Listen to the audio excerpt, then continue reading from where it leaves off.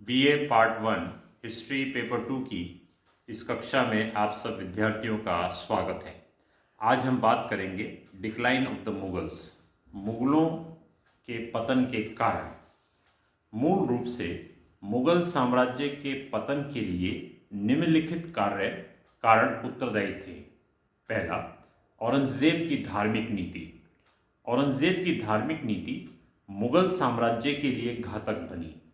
औरंगजेब कट्टर सुन्नी मुसलमान था। उसने हिंदुओं पर अत्याचार किए। औरंगजेब की इस नीति के परिणाम स्वरूप मुगल साम्राज्य ने राजपूतों की सहानुभूति और सहायता को खो दिया।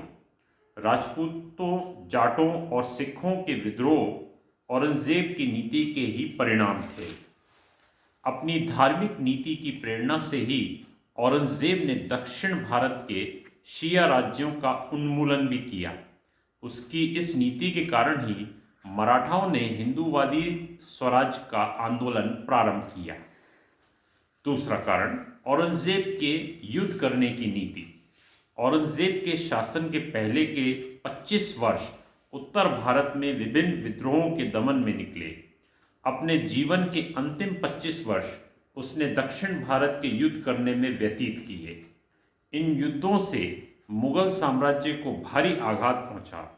धन, माल और जन की अपार हानि हुई।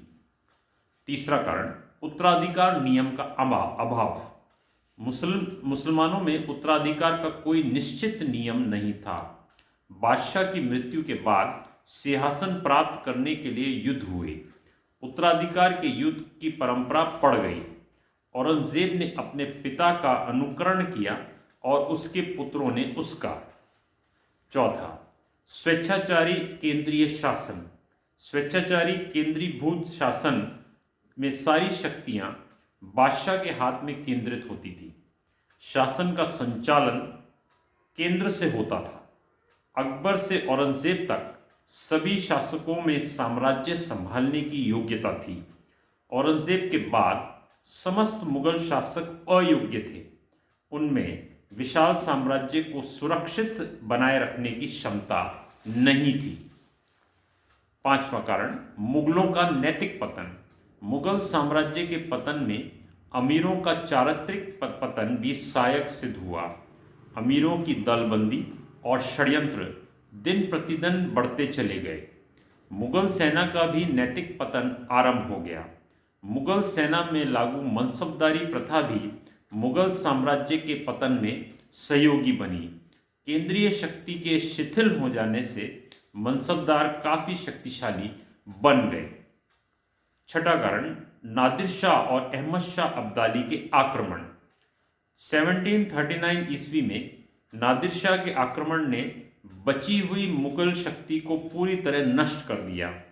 इसके बाद नादिर शाह के सेनापति अहमद शाह अब्दाली ने 7 बार भारत पर आक्रमण कर मुगल साम्राज्य को बिल्कुल छिन्न भिन्न कर दिया।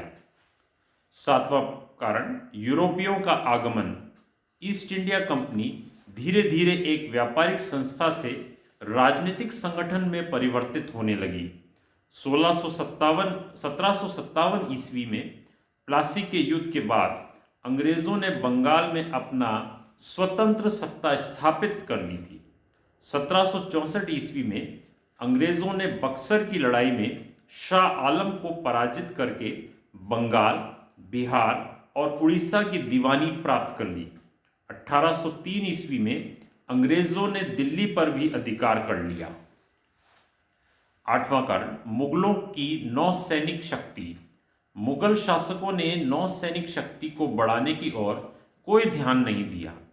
अंग्रेजों की नौसैनिक शक्ति प्रबल थी, अतः अंग्रेजों को भारत में अपने पैर जमाने में अधिक कठिनाई का सामना नहीं करना पड़ा। निष्कर्ष, अनेक विद्वान केवल औरंगजेब को मुगल साम्राज्य के पतन के लिए उत्तरदायी मानते हैं, परंतु अध्ययन पश्चात ये स्पष्ट है कि मात्र औरंगजेब ही नहीं वरन अन्य अनेक कारण मुगल साम्राज्य के पतन के लिए उत्तरदायी थे। धन्यवाद विद्यार्थियों।